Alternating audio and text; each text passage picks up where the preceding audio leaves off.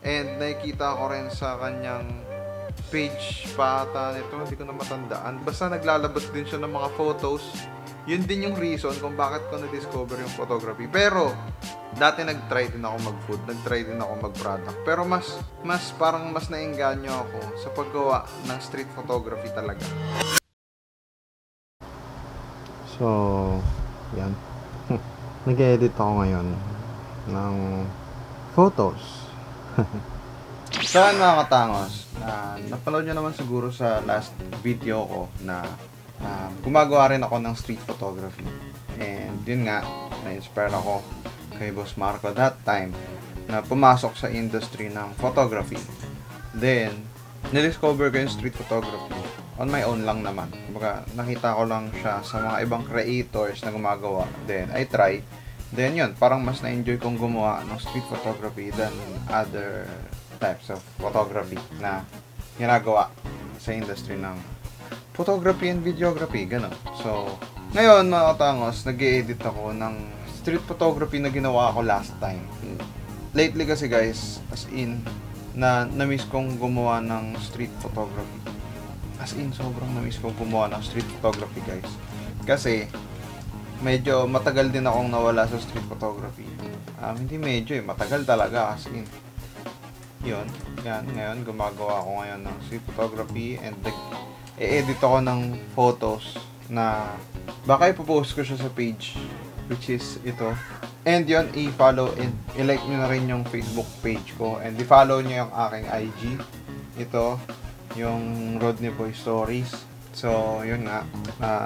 Nag-edit ako ngayon ng street photography na kinunan ko kahapon. And hindi na ako nakapag-vlog that time dahil medyo mas na-focus ako sa and at the same time, walk trip din naman ako that time. So, sinagad-sagad ko na.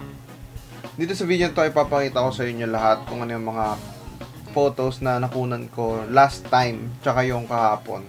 Na hindi talaga ako masyadong nakapag-video that time kasi hindi sa nahihiya or something. Wala kasi akong strap na makakapag-POV ako. Nakalimutan kong dalhin. So, hindi ako nakapag-POV.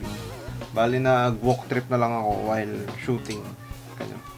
And anyways, mga katangos, kung napanood nyo yung vlog ko last time, mga katangos, isa nga si Boss Marco Mars kung bakit na-inspire akong gumawa ng mga photography is nung time na prinank niya ako na ibibigay yung 50mm lens, marami siyang nabigay sa akin na tips and ideas na nagagamit ko sa street photography ngayon. Dati kasi, yung style ng photography ko, sobrang random. As in, wala kang may makikitang subject. So, alam mo yun, parang hindi mo maintindihan. Hindi mo maintindihan yung format ng photos ko dati.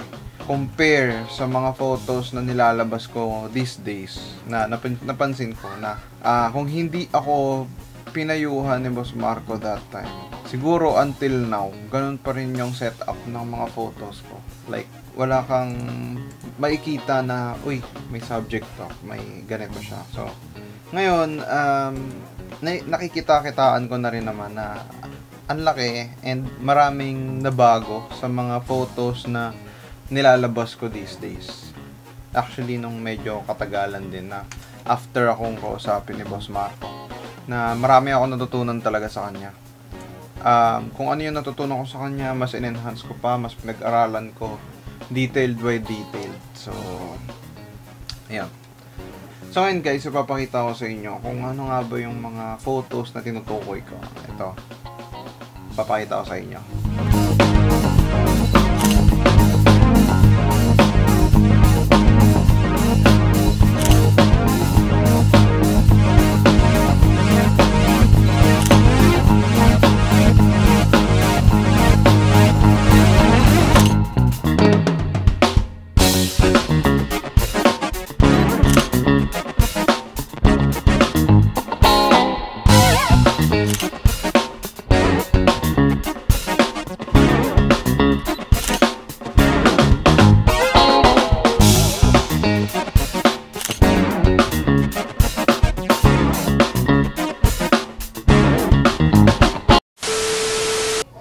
Ano daw? Kampanya na pala. So yun mga katangos, no, susubukan ko ito ulit, tong mic na to, kung ingay sa labas. Doon yun guys, sa baba. Ayan yung naririnig nyo na yan. Sa baba yan. Yan. Sa baba yan. So yun guys. Ay, ewan ko. Hindi ko alam kung gagawin ko dito sa labas. Kampanya na kasi. Malapit na ang kampanya mga katangos. So, actually ongoing na ang campaign. And malapit na ang eleksyon. Sa May na po ang eleksyon. So, ganyan talaga mangyayari. Tara! Later that night. Dito sa video na to mga katangos, bibigyan ko kayo ng konting concept. Nagbike ako nitong araw na to and pumunta ako sa bridge. And hindi ko napansin, yung gulong ko, flat pala. So, yun na. Diretso na tayo sa video. Let's go. Okay. So yun mga katangos, nandito ako ngayon sa, Binondo Bridge as usual. Yan, dito ako nag-ensayo. And ito yung bike, friend. Pinaka worst case scenario is naplatan ako, men. Flat. Maghihintay tayo ngayon ng mga ilang minuto dito. And maya nandito yung tropa ko. Buti na lang. Ay nako, buti na lang nandito yung tropa ko. Antay muna ako. A few moments later. Guys, doon dapat ako sa kabila pupunta. Diyan diyan sa kabila. Maganda tawiran dyan eh. Kaso men, naramdaman ko yung lianig nung bike. Kumbaga parang nararamdaman ko na parang walang hangin yung likod kasi parang may nagka-crunch dito, yan yan Visit! Epic! Sa totoosin guys, kutob ko na to kanina. Nakapansin ko na to kanina eh. Medyo malambot yung gulong ko. Hindi ko lang alam kung saan siya mas... Ewan ko. Sabi kasi baka nabubog ba to? Bubog kaya to?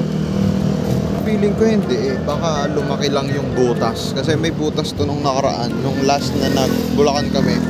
Pero imagine, nakapag-Rizal kami nun. Hindi naman to na flat. Ngayon lang ulit. So, manipis na rin kasi to guys. Meanwhile. So ngayon, tamang antay lang ako sa tropa.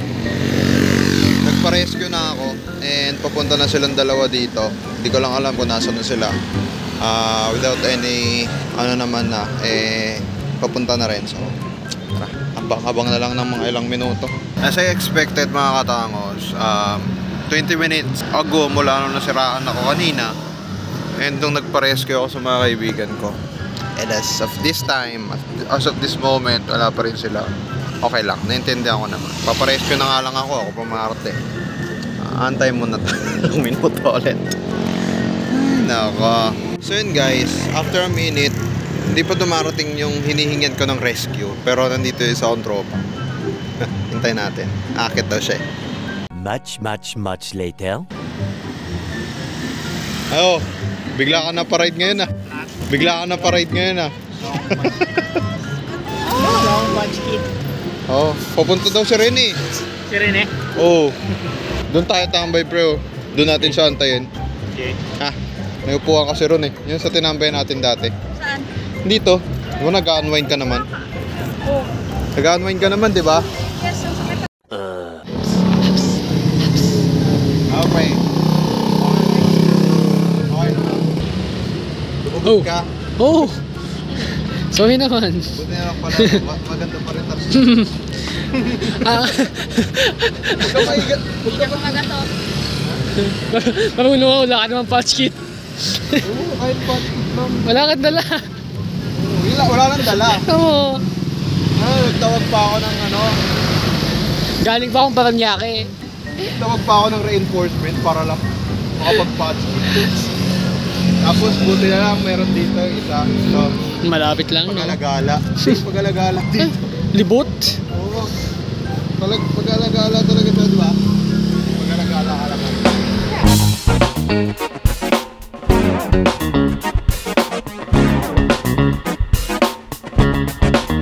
So yun guys, sa kasamaang palad ay sira pa din.